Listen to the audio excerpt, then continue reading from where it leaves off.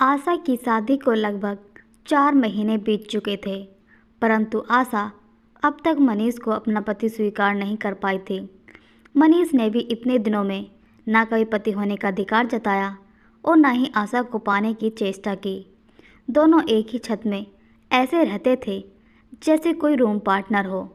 आशा की परवरिश मुंबई जैसे महानगर में खुले माहौल में हुई थी। आशा खुले विचारों वाली और आज की वर्किंग वूमन थी। वह चाहती थी कि उसकी शादी उस लड़के से हो जिससे वह प्यार करे। आशा शादी से पहले प्यार के बंधन में बंधना चाहती थी और फिर उसके बाद शादी के बंधन में, लेकिन ऐसा नहीं हुआ। आशा जिसके संग प्यार के बंधन में बंधी और जिस पर उसने अपना सब कुछ निछावर कर दिया, आनंद उसका लाइफ पार्टनर ना बन सका। लेकिन आशा को इस बात का गम ना था। उसे इस बात की फिक्र थी कि अब वो आनंद के साथ अपना संबंध बिंदास नहीं रख पाएगी। वह चाहती थी कि आनंद के संग उसका शारीरिक संबंध शादी के बाद भी ऐसा ही बना रहे। इसके लिए आनंद भी तैयार था। आशा अभी तक आनंद के साथ अपनी पहली मुलाकात नहीं भूली थी। कैसे दोनों ऑफिस कैंटीन में मिले थे। आनंद को देखते ही आशा की आंखों में चमक आ गई थी। उसके बिखरे बाल, ब्लू जीन्स और उस पर वाइट शर्ट में आनंद किसी हीरो से कम नहीं लग रहा। उसके बात करने का अंदाज ऐसा था, आशा उसे बस निहारती जा रही थी। लव एट फर्स्ट साइट वाली बात सच लगने लगी। सीमा ने दोनों का परिचय करवाया था। आशा और आनंद ऑफिस के सिलसिले में एक दूसरे से मिलते थे। अब धीरे धीरे दोनों में दोस्ती हो गई और कब दोस्ती प्यार में बदल गई पता ही नहीं चला। प्यार का खुमार दोनों पर ऐसा चढ़ा कि सारी हदें पार कर दी। आनंद इस बात से खुश था कि आशा जैसी खूबसूरत आशा को भी इस खेल में मज़ा आ रहा था। मस्ती में चूर आशा यह भी भूल गई कि उसे पिछले महीने पीरियड नहीं आया है। जब उसे होश आया, ऑफिस की फौरन लेडी डॉक्टर के पास गई। उसका शक सही निकला, वह प्रेग्नेंट थी। आशा ने हॉस्पिटल से ही आनंद को फ़ोन किया, पर आनंद का फ़ोन नहीं लग रहा था। आशा घर आ गई। वह सारी रात बेचैन रही। सुबह ऑफिस पहुंचते ही वह आनंद के सेशन में गई, जहां सीमा ने उसे बताया कि आनंद तो कल ही अपने गांव के लिए निकल गया। उसकी पत्नी की डिलीवरी होने वाली है। यह सुनते ही आशा के चेहरे का रंग उड़ गया। उसने कभी बताया ही नहीं कि वह शादीशुदा है। इसी बीच आशा के आई बाबा ने मनीष से आशा की शादी तय कर दी। आशा यह शादी नहीं करना चाहती थी। 15 दिनों बाद आनंद के लौटते ही आशा ने उसे सारी बातें बताईं। आनंद, मैं किसी और से शादी नहीं करना चाहती। तुम अपने बीवी बच्चों को छोड़ मेरे पास आ जाओ, हम साथ रहेंगे।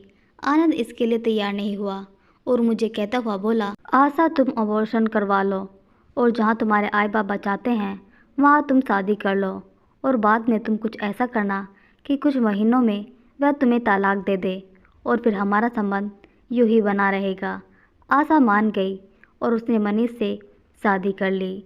शादी के बाद जब मनीष ने सुहाग सेज पर आशा को अपने आगोश में लेना चाहा, तो आशा ने उस रात अपना मंतव्य साफ कर दिया कि जब तक वह मनीष को दिल से स्वीकार नहीं कर लेती, उसके लिए उसे शरीर से स्वीकार कर पाना संभव नहीं है।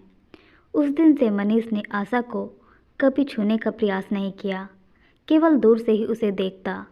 ऐसा नहीं था कि मनीष दिखने में बुरा था। जितनी खूबसूरत आशा थी, मनीष भी उतना ही आकर्षित व्यक्तित्व का था। मनीष वैसे तो महाराष्ट्र के जलगांव जिले का रहने वाला था, लेकिन अपनी नौकरी के चलते पुणे में रह रहा था। शादी के बाद आशा को भी अपना ट्रांसफ़र पुणे के ब्रांच ऑफिस में परिवार वालों और आनंद के कहने पर करवाना पड़ा। आनंद ने वादा किया था कि वह पुणे आता रहेगा। आशा के पुणे पहुंचने की दूसरी सुबह मनीष ने आशा से कहा, मैं चाय बनाने जा रहा हूँ, क्या तुम चाय पीना पसंद करोगी? आशा ने बेरुखी से जवाब दिया, तुम्हें तकलीफ़ करने की कोई ज़रूरत नहीं है, मैं अपना ध्यान खुद रख सकती हूँ। मुझे क्या खाना है, क्या पीना है, यह मैं खुद देख लूँगी। आशा के ऐसे कहने पर मनीष वहाँ से बिना कुछ कहे चला गया। दोनों एक ही छत पर रहते हुए एक दूसरे से अलग अलग अपनी दुनिया में मस्त हैं। शहर और ऑफिस दोनों ही नए होने की वजह से आशा अब तक ज़्यादा किसी से घुली मिली नहीं थी। ऑफिस का काम और वहाँ के लोगों को समझने में अभी उसे थोड़ा वक्त चाहिए था। मनीष और आशा दोनों ही सुबह अपने अपने ऑफिस के लिए निकल जाते और देर रात घर लौटते। सुबह का नाश्ता, दोपहर का खाना दोनों अपने ऑफिस कैंटीन में खा लेते। केवल रात का ही खाना घर पर बनता। दोनों में से जो पहले पहुंचता, खाना बनाने की जिम्मेदारी उसकी होती। ऑफिस से आने के बाद आशा अपना समय मोबाइल पर बिताती थी और मनीष अक्सर न्यूज़ या फिर एक्शन वाली फिल्में देखता हुआ समय बिताता।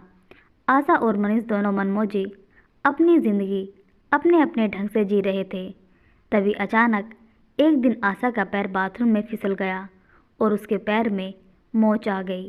दर्द इतना था कि आशा के लिए हिलना झुलना मुश्किल हो गया था। डॉक्टर ने आशा को पेन किलर और कुछ दवाइयाँ दी और पैर पर मालिश करने के लिए लोशन भी दिया और साथ में यह चेतावनी भी दी कि वह 2-4 दिन घर पर ही रहे। आशा को इस हाल में देखकर मनीष ने भी आशा के साथ अपने ऑफिस से एक हफ्ते की छुट्टी ले ली और पूरा दिन आशा की देखभाल करने लगा। उसकी हर ज़रूरत का पूरा ध्यान रखता। आशा के मना करने के बावजूद दिन में 2 बार उसके पैर की मालिश करता। मनीष जब उसे छूता तो आशा को आनंद के संग बिताए अपने अतरंग पलों और वह रोमांचित हो उठती। मनीष भी तड़प उठता, लेकिन फिर संयम रखते हुए आशा से दूर हो जाता।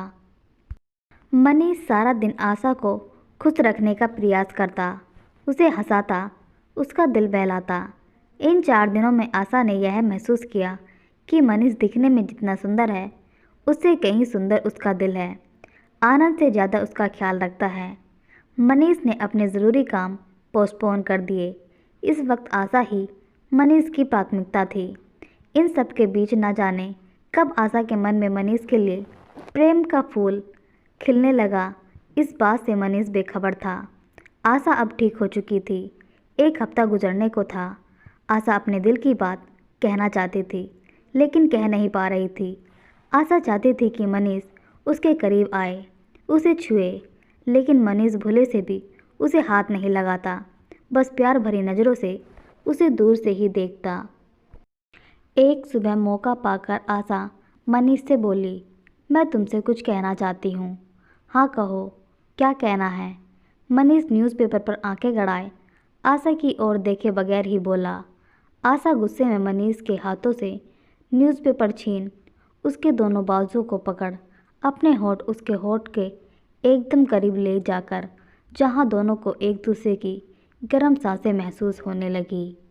आशा बोली, मैं तुमसे प्यार करने लगी हूँ, मुझे तुमसे प्यार हो गया है। यह सुनते ही मनीष की आंखों में आंसू आ गए और आशा को अपनी बाहों में भर लिया। तुम मुझसे अब प्यार करने लगी हो। मैं तुम्हें उस दिन से प्यार करता हूँ जिस दिन से तुम मेरी ज़िंदगी में आई हो, और तब से तुम्हें पाने के लिए बेताब हूँ। तभी अचानक आशा का मोबाइल बजा। फ़ोन पर सीमा थी। हालचाल पूछने के बाद सीमा मजाक के लफ्ज़ों में कहने लगी, and what about your room partner? यह सुनते ही आशा गंभीर स्वर में बोली, no Seema, he is not my room partner, he is my life partner. ऐसा कहकर आशा ने अपना फ़ोन काट दिया और मनीष की बाहों में समा गई। तो दोस्तों, आप सबको यह कहानी कैसी लगी? कमेंट बॉक्स में लिखकर ज़रूर बताइएगा। धन्यवाद।